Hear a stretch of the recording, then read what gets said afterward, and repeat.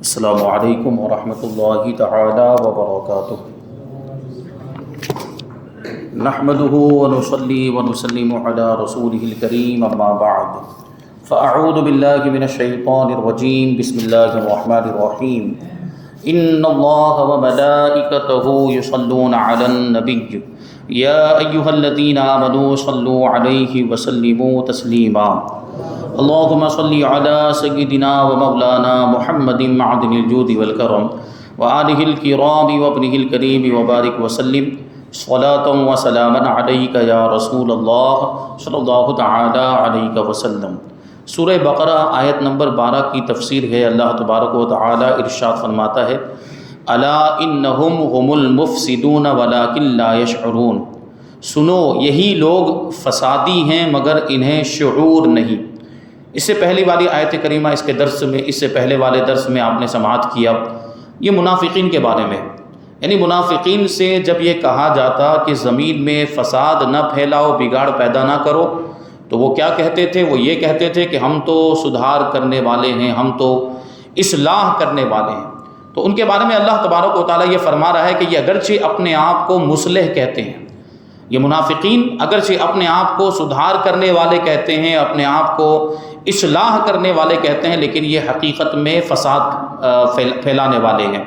اللہ فرماتا ہے، وہ بھی تاکید کے ساتھ فرماتا ہے الا انہم هم المفسدون۔ الا جو ہے وہ تنبیہ کے لیے، متنبہ کرنے کے لیے، خبردار کرنے کے لیے، آگاہ کرنے کے لیے عربی میں یہ الا کا استعمال ہوتا ہے۔ جیسے آپ نے وہ مشہور و معروف آیت کریمہ سنی ہوگی، کون سی؟ اولیاء کرام کی شان میں اللہ تبارک و تعالیٰ فرماتا ہے الا ان اولیاء اللہ لا خوف علیہم ولا هم یحزنون۔ اس آیت کریمہ کا مطلب بھی جانتے ہوں گے تقریباً سارے حضرات، کہ خبردار سنو، اللہ کے ولیوں کو نہ کوئی خوف ہوتا ہے نہ وہ غمگین ہوتے ہیں۔ تو یہ الا جو ہے یہ آگاہ کرنے کے لیے ہوتا ہے، اس کے بعد میں آنے والی بات کی اہمیت کو سمجھانے کے لیے، کہ اس کے بعد جو بات آ رہی ہے بڑی توجہ کے لائق ہے اور اس پر غور کرنا چاہیے، اس کو توجہ کے ساتھ سننا چاہیے۔ تو یہاں پر اسی طریقے سے الا کا لفظ آیا ہے جو تنبیہ کے لیے آتا ہے، یعنی سنو، خبردار ہو جاؤ کہ آگے والی جو بات بیان کی جا رہی ہے بہت اہم ہے، اور وہ یہ ہے کہ یہی لوگ فسادی ہیں، یعنی منافقین ہی فساد پھیلانے والے ہیں اور انہیں اس کا شعور نہیں۔ یہ فساد پھیلا رہے ہیں اور اس کو اصلاح سمجھ رہے ہیں، یعنی خود اپنے آپ کو دھوکہ دے رہے ہیں، خود یہ فریب میں ہیں، خود یہ دھوکے میں ہیں، یعنی بگاڑ والا کام کر رہے ہیں اور اس کو اصلاح والا کام سمجھ رہے ہیں۔ تو سنو کہ یہی لوگ فسادی، یہ اپنے آپ کو اگرچہ اصلاح کرنے والا کہتے ہیں لیکن یہ حقیقت میں اصلاح کرنے والے ہیں نہیں، بلکہ یہ کیا ہیں؟ یہ بگاڑ پیدا کرنے والے ہیں۔ تو یہ اس طرح ان لوگوں کے معاملات، اور وہ کیسا بگاڑ کرتے تھے وہ اس سے پہلے بتایا گیا کہ وہ کافروں کا ساتھ دیتے تھے، کافروں کے ساتھ ہو جاتے تھے، مسلمانوں کو نقصان پہنچاتے تھے، مسلمانوں کو گمراہ کرنے کی کوشش کرتے تھے، اور یہ سب چیزیں جو اس سے پہلے بیان ہوئی۔ یہاں یہ فرمایا جا رہا ہے کہ یہی لوگ اول درجے کے مفسد ہیں، مگر ساتھ ہی ساتھ اول درجے کے بے شعور بھی ہیں، یعنی بے خبر بھی ہیں کہ ان کے فساد اور اصلاح میں تمیز ہی نہیں۔ سب سے پہلے یہاں پر غور کریں گے تو اللہ تبارک و تعالیٰ نے یہ فرمایا کہ یہی لوگ فسادی ہیں، تو ایسا تو ہے نہیں کہ صرف منافقین ہی فساد پھیلاتے ہیں، دوسرے بھی بہت سے لوگ ہیں فساد پھیلاتے ہیں، جیسے مشرکین ہیں، کافر ہیں، اور اس کے علاوہ فساق وغیرہ، وہ بھی زمین میں فساد پھیلاتے ہیں۔ تو یہاں کہ یہ حصر کے ساتھ کیوں بیان کیا گیا، یعنی یہ کیوں بیان کیا گیا کہ یہی لوگ فسادی ہیں؟ تو اس کا مطلب یہ بیان کرتے ہیں کہ یہ لوگ فسادی ہیں، یہ ایمان والوں کے مقابلے میں فسادی ہیں، ایمان والوں کے مقابلے میں یہی فسادی ہیں، یا یہ مطلب ہے کہ ان کا فساد جو ہے وہ اول درجے کا، یعنی ان کا فساد آخری اسٹیج میں پہنچا ہوا ہے، اس لیے ان کو یہاں پر تاکید کے ساتھ بیان کیا، حصر کے ساتھ بیان کیا۔ اور یہ فساد پھیلاتے ان کو خود نہیں پتا کہ یہ فساد پھیلا رہے ہیں، ان کو فساد اور اصلاح میں تمیز ہی نہیں رہی، شعور ہی نہیں ہے، ان کا یہ حال ہے، دل کے اندھے ہو چکے ہیں، اور ان کے ظاہری اعضاء بھی بیکار ہو چکے، یعنی ظاہری اعضاء سلامت تو ہیں لیکن ان سے وہ صحیح کام نہیں لے پا رہے ہیں، باڈی پارٹس سے صحیح استعمال نہیں کر پا رہے ہیں، ظاہری اعضاء کا بھی ناجائز استعمال کرتے ہیں۔ تو یہ اس آیت کریمہ کی تفسیر ہوئی۔ اب اس آیت کریمہ کے بارے میں صوفیہ کرام کیا فرماتے ہیں اس پر ہمیں غور کرنا ہے۔ انسان کا تعلق دنیا سے بھی ہے اور دین سے بھی ہے۔ صوفیہ کرام کہتے ہیں انسان کا تعلق دنیا سے بھی اور دین سے بھی، یعنی ہم دنیا میں رہ کر دین کی پیروی کریں، یہ ہماری زندگی کا بنیادی مقصد ہے۔ دنیا میں رہ کر دنیا کے نہ ہو جائیں، دنیا میں رہ کر اللہ سے غافل نہ ہو جائیں، اللہ کی عبادت سے غافل نہ ہو جائیں، دنیا ہی میں ڈوب جائیں، اس کی رنگینیوں میں مستغرق ہو جائیں، دنیا میں ہی کھو جائیں، تو یہ غلط بات ہے۔ دنیا میں رہتے ہوئے اللہ کے بن کے رہے۔ یہ اللہ والوں کی زندگی سے ہمیں سبق ملتا ہے کہ اللہ والے بھی تو دنیا میں رہتے تھے، اولیاء کرام کی زندگی آپ لوگ سنتے ہیں، پڑھتے بھی ہیں کہ وہ دنیا میں رہتے ہوئے اللہ کے ہو کر رہتے تھے، دنیا سے دل نہیں لگاتے تھے، دنیا کی چیزوں سے دل نہیں لگاتے تھے، بلکہ ان کا تعلق اللہ سے مضبوط ہوتا تھا۔ ہمیشہ ہر وقت ہر موقع پر اللہ تبارک و تعالیٰ کو ہی راضی کرنے کی کوشش کرتے تھے۔ یہ اللہ والوں کی زندگی سے ہمیں سبق ملتا ہے۔ تو ہر انسان کا تعلق دین سے بھی ہے، دنیا سے بھی ہے۔ اگر کوئی دین کا انکار بھی کرتا ہو نا، تب بھی اس کا تعلق دین سے ہے، یعنی منکر ہونے کے اعتبار سے بھی تو نسبت ہے دین کے ساتھ۔ یعنی ایک تو یہ کہ دین کا ماننے والا، جیسے کہ الحمدللہ ہم ماننے والے، دین اسلام کے ماننے والے، تو ہمارا تو دین سے تعلق ہے ہی۔ جو نہیں مانتا ہے، جو دین اسلام کا انکار کرتا ہے، اس کا بھی تعلق ہے، انکار کے اعتبار سے تعلق ہے کہ وہ دین اسلام کا انکار کر رہا ہے یا کسی نہ کسی مذہب کو فالو کرنے والا ہوگا، لیکن دین اس سے مطالبہ کرتا ہے، دین اسلام اس سے یہ تقاضا کرتا ہے کہ وہ دین اسلام کی پیروی کرے۔ ہر انسان سے اسلام اور اللہ اور رسول قرآن و حدیث کا یہ مطالبہ ہے کہ وہ دین اسلام کو فالو کرے، کیونکہ دین اسلام ہی نجات کا ذریعہ ہے۔ اس کے علاوہ کوئی اور دین نجات نہیں دلا سکتا۔ اگر دین اسلام کو چھوڑ کر کوئی دوسرے دین کو کوئی دوسرا شخص فالو کرتا ہے تو آخرت میں وہ دین اور وہ مذہب اس کے منہ پر مار دیا جائے گا۔ ابھی میں نے دوپہر کی تفسیر میں یہ بات بیان کی، آیت کریمہ آئی تھی وَمَن يَبْتَغِ غَيْرَ الْإِسْلَامِ دِينًا فَلَن يُقْبَلَ مِنْهُ، کہ جو اسلام کے علاوہ کوئی دوسرا دین تلاش کرے، کوئی دوسرا مذہب تلاش کرے، وہ اس سے ہرگز قبول نہیں کیا جائے گا۔ وَإِنَّهُ فِي الْآخِرَةِ لَمِنَ الْخَاسِرِينَ، اور یہ شخص جو دوسرے دین کو فالو کرتا ہوگا، جو دوسرے مذہب پر عمل کرتا ہوگا دنیا میں، وہ آخرت میں خسارے میں ہوگا، گھاٹے میں ہوگا۔ اب ظاہر سی بات ہے جو دین اسلام کو چھوڑ کر دوسرے دین پر چلے وہ تو کافر ہے نا بھائی۔ جو دین اسلام کو چھوڑ دیا، دوسرے مذہب پر عمل کر رہا ہے، وہ کافر ہے، اور جو کافر مرے وہ سیدھا جہنم میں جائے گا، ہمیشہ جہنم میں سڑے گا۔ تو اس سے بڑا گھاٹے میں کون ہو سکتا ہے؟ اس سے بڑا نقصان اٹھانے والا کون ہو سکتا ہے؟ تو عرض یہ کرنا چاہ رہا ہوں کہ انسان کا تعلق دنیا سے بھی ہے اور دین سے بھی ہے، لیکن دین اور دنیا آپس میں ایک دوسرے کی ضد ہیں، یعنی ایک دوسرے کے اپوزٹ ہیں۔ اس لیے میں نے ابھی اللہ والوں کی زندگی کا حوالہ دیا میں نے آپ کو کہ وہ دنیا میں رہتے ہوئے دنیا سے تعلق نہیں رکھتے، کیونکہ آدمی جب دنیا کا ہو جاتا ہے نا تو پھر دین چھوٹ جاتا ہے۔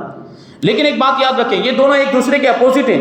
آدمی جب دین کا ہو جائے نا تو پھر دنیا چھوٹ جاتی، یعنی پھر اس کو دنیا کی پرواہ نہیں رہتی، وہ دنیا بقدر ضرورت ہی استعمال کرتا ہے، کھانے پینے کے لیے، بچوں کو کھلانے کے لیے، اہل و عیال کی ضرورت پورا کرنا، یعنی زندگی گزارنے کے لیے جتنی دنیا کی ضرورت ہے وہ اتنی ہی دنیا کو استعمال کرتے ہیں۔ یہ چیز ہے، تو یہ دونوں آپس میں ایک دوسرے کی ضد، یہی وجہ ہے کہ انسان جب دنیا کے پیچھے بھاگتا ہے نا تو دنیا اس سے اور دور بھاگتی ہے، اور جب دنیا سے بھاگتا ہے دین کی طرف آتا ہے تو دنیا خود بخود اس کے قدموں میں آ جاتی ہے۔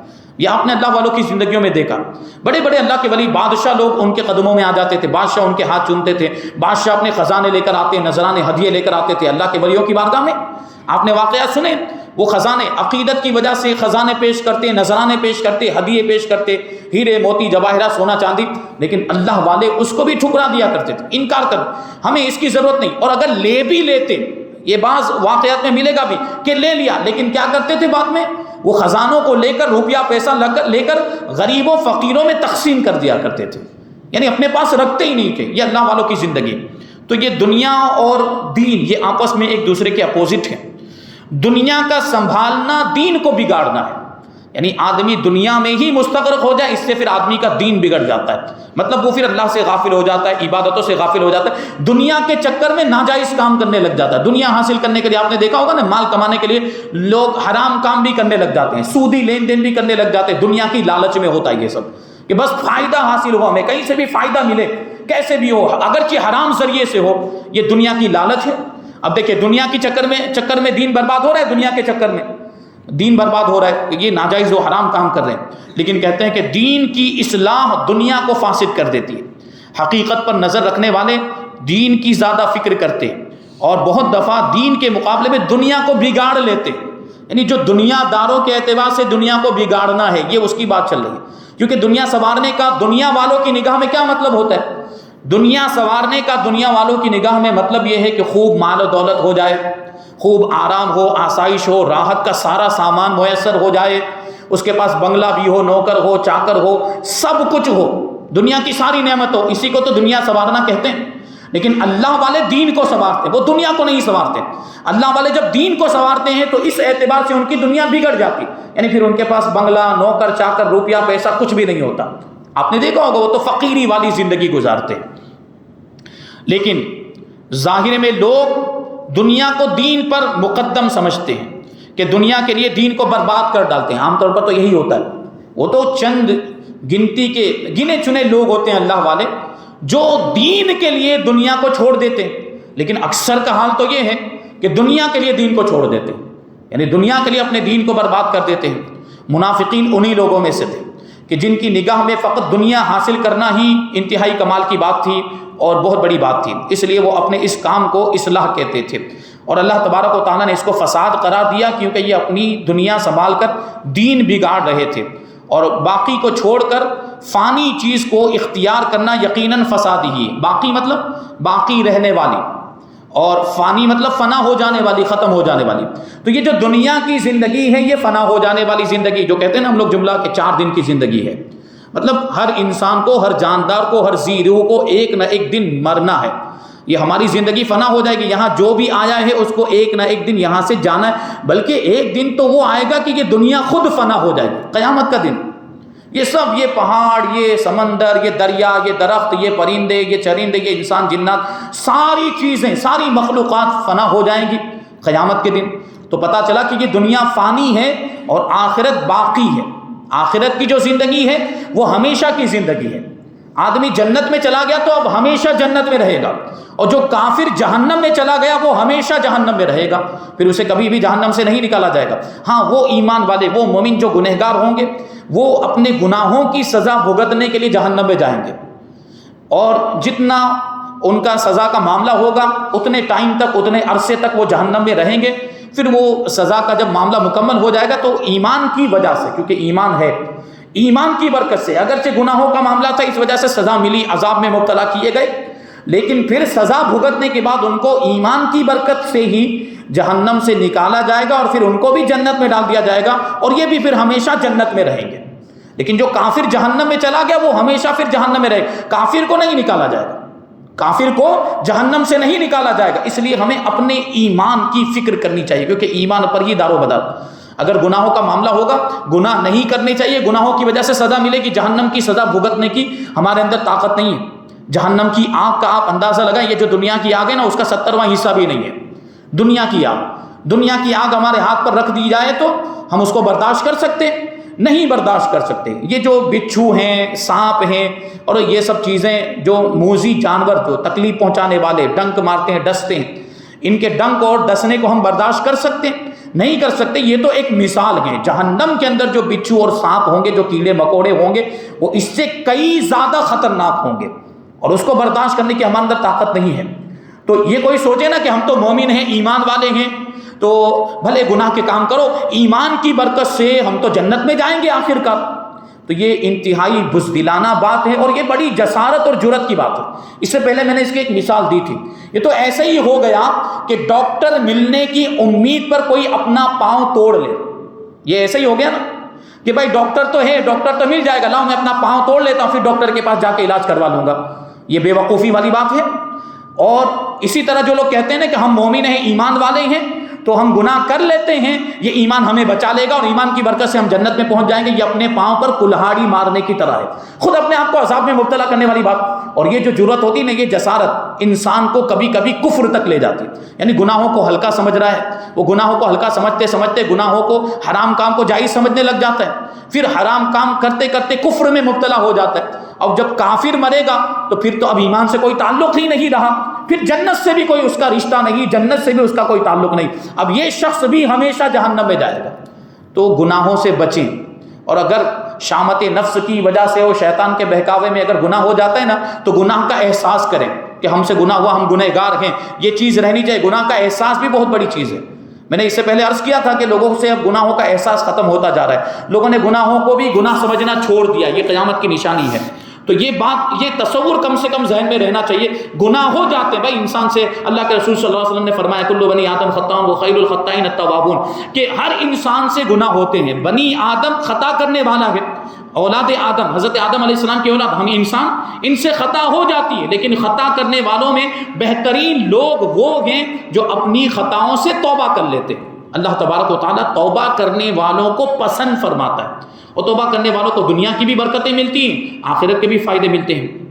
تو یہ بات ذہن میں رکھیں. اب یہاں پر دیکھیں صوفیہ کرام کے نزدیک یہ کہتے ہیں کہ دنیا کا مطلب کیا ہے؟ دنیا وہ ہے جو حق سے غافل کر دے. بہت اہم بات، بہت پوائنٹ کی بات ہے. آپ سمجھتے ہوں گے کہ دنیا یہ جو ہم دیکھ رہے ہیں، جو کچھ بھی ہم کو نظر آ رہا ہے، یہ سب دنیا ہے. جبکہ صوفیہ کرام، چونکہ ان کی باتیں تھوڑی گہرائی والی ہوتی ہے اور روحانیت سے تعلق رکھتی ہے، صوفیہ کرام فرماتے ہیں کہ ہر وہ چیز جو اللہ سے غافل کر دے وہ دنیا ہے. چاہے پھر وہ کھانے پینے کا سامان ہو، یا لباس ہو، یا اولاد ہو، بیوی ہو. اب جو بھی چیز اللہ سے غافل کرے وہ دنیا کہلائے گی. ٹھیک ہے. اب جیسے کہ اولاد ہے، مثال کے طور پر آپ کہیں گے کہ اولاد یہ کیسے خدا سے غافل کر سکتی؟ اولاد بھی خدا سے غافل کرتی. اولاد کی پرورش میں آدمی اتنا مشغول ہو گیا، اولاد کی ضرورتیں پورا کرنے میں ایسا لگ گیا کہ اب اس کو نماز کی ہی فکر نہیں رہی. نمازیں چھوڑ رہا ہے اولاد کو پالنے کے لیے. لوگوں کو کہتا پھرتا ہے کہ اولاد کی ضرورتیں کیسے پوری کروں گا، میں اپنا کاروبار نہیں کروں گا تو پھر اولاد کو کیسے پالوں گا، ان کی پرورش کیسے کروں گا.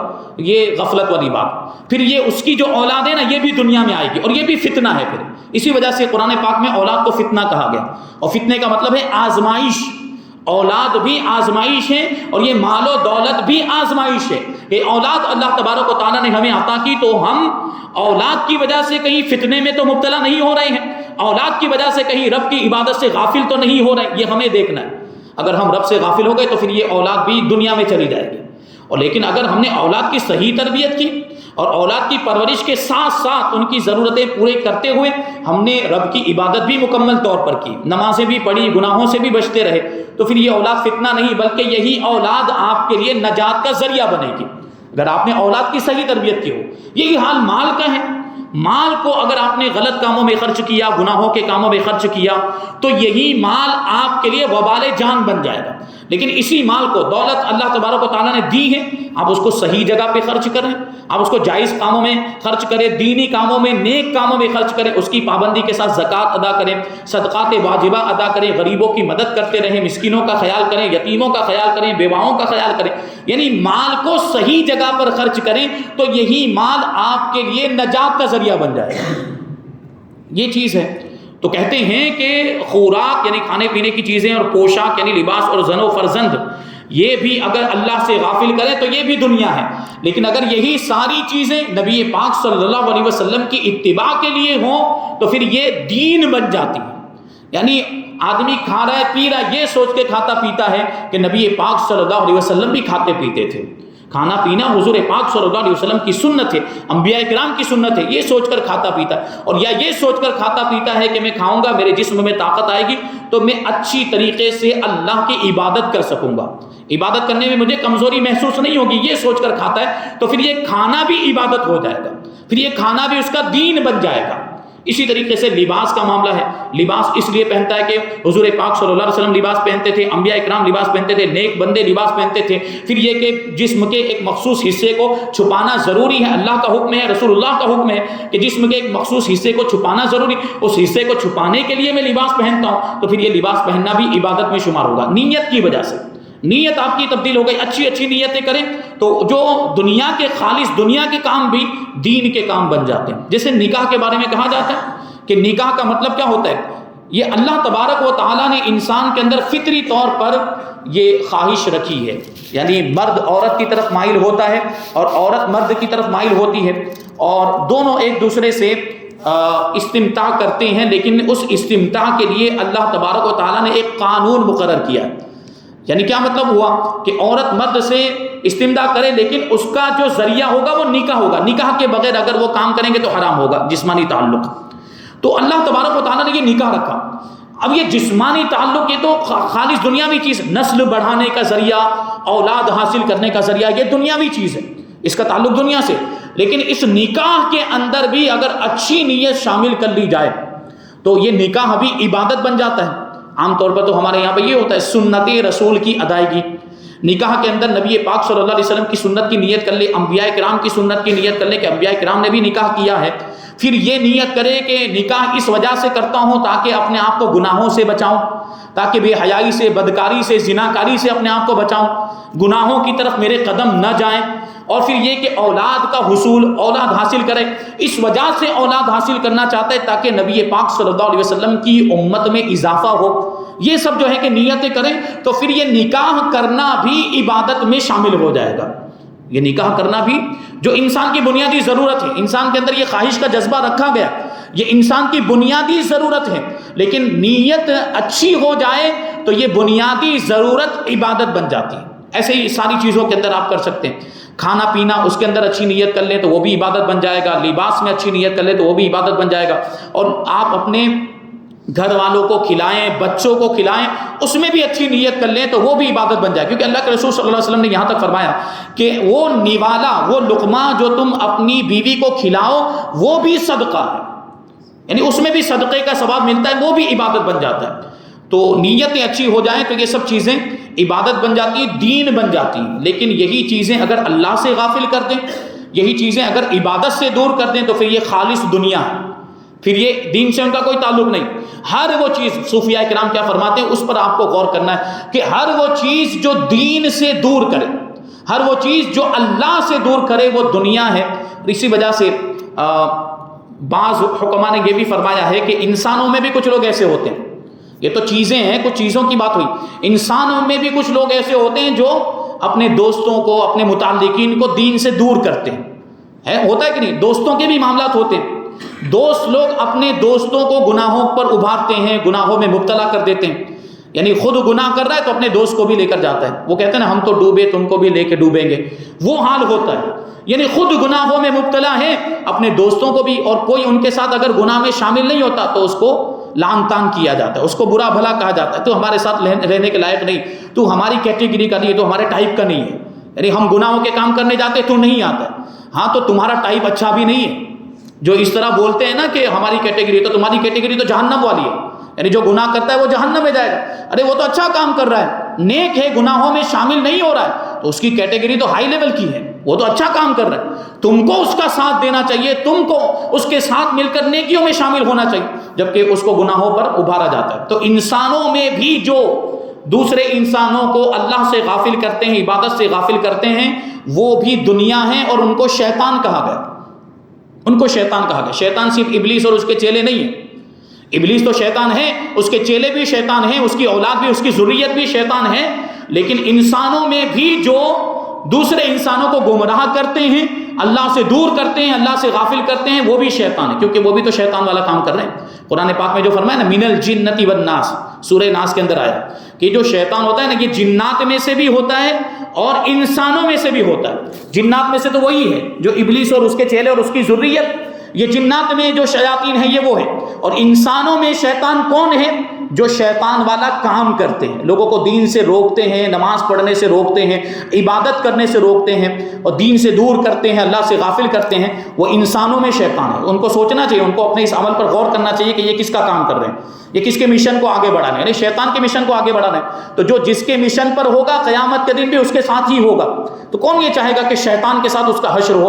شیطان تو جہنم کے سب سے نچلے طبقے میں ہوگا، سب سے زیادہ، سب سے سخت اگر کسی کو عذاب ہوگا تو وہ شیطان ابلیس کو ہوگا، کیونکہ برائیوں کی شروعات اسی نے کی ہے، برائیوں کی شروعات، گناہوں کی شروعات اسی نے کی، تو کون چاہے گا کہ شیطان کے ساتھ اس کا حشر ہو؟ کوئی نہیں چاہے گا۔ ہم تو یہ چاہتے ہیں نا کہ اللہ والوں کے ساتھ ہمارا حشر ہو، تو ہمیں چاہیے کہ ہم اللہ والوں سے اپنا تعلق مضبوط کریں۔ علماء کرام ہیں، اللہ کے ولی ہیں، بزرگان دین ہیں، مشائخ اعظام، پیران اعظام، جو دین پر عمل کرنے والے، جو دین کی پیروی کرنے والے، متقی پرہیزگار لوگ ہیں، ان کے ساتھ ہو جائے۔ اللہ نے فرمایا نا یا ایھا الذین آمنوا اتقوا اللہ وکونوا مع الصادقین، اے ایمان والو اللہ سے ڈرو اور سچوں کے ساتھ ہو جاؤ، کیونکہ یہ سچوں کی صحبت یہ تمہیں نجات دلائے گی۔ آدمی سچوں کے ساتھ، یعنی اللہ کے نیک بندوں کے ساتھ اٹھنا بیٹھنا شروع کر دے تو وہ خود بھی نیک بن جائے گا، جب وہ خود نیک بن جائے گا تو جنت کا حقدار بن جائے گا۔ یہ غور کرنا ہے۔ یہ جو ہم دوست بناتے ہیں نا، یہ دوستوں کے بڑے معاملات آج کل جو ہے کہ، اور یہ دوستی یاری میں اتنا گناہوں کا معاملہ بازار گرم ہو گیا کہ دوستی یاری کے چکر میں دین کو بھول جاتے ہیں۔ بات یاد رکھیں، ایک آیت کریمہ بیان کر کے اپنی گفتگو کو ختم کر دوں۔ اللہ تعالیٰ فرماتا ہے الاخلاء یومئذ بعضهم لبعض عدو الا المتقین۔ یہ جو گہرے دوست ہیں نا دنیا میں، یہ قسمیں کھاتے ہیں، جان قربان کر دیں گے، اس طرح، یہ ابھی تو بہت چل رہا ہے دوستی وغیرہ کے معاملات۔ تو دوست کس کو بنانا چاہیے وہ بھی غور کریں گے آپ۔ اللہ فرماتا ہے کہ یہ سب گہرے دوست، جگری دوست قیامت کے دن ایک دوسرے کے دشمن بن جائیں گے، سوائے متقین اور پرہیزگار کے۔ یعنی یہ دوست جو دنیا میں گہرے دوست ہیں نا، جو جان قربان کرنے کی بات کرتے ہیں، تیرے لیے تو یہ کر دوں، تیرے لیے تو وہ کر دوں، یہ بھی قیامت میں آپ کے کام نہیں آئیں گے، میدان محشر میں کام نہیں آئیں گے۔ کوئی بھی اپنی ایک نیکی آپ کو دینے کے لیے تیار نہیں ہوگا اس وقت میدان محشر میں، جبکہ نیکیوں کی کتنی زیادہ ضرورت ہوگی اس وقت۔ یہ دوست آپ کو کام نہیں آئیں گے۔ اس وقت کون کام آئے گا؟ متقی، پرہیزگار، اللہ کے نیک بندے کام آئیں گے آپ کو۔ تو آپ کو وہاں کی فکر کرنی چاہیے، آپ کو وہاں کے بارے میں سوچنا چاہیے کہ وہاں کون کام آئے گا۔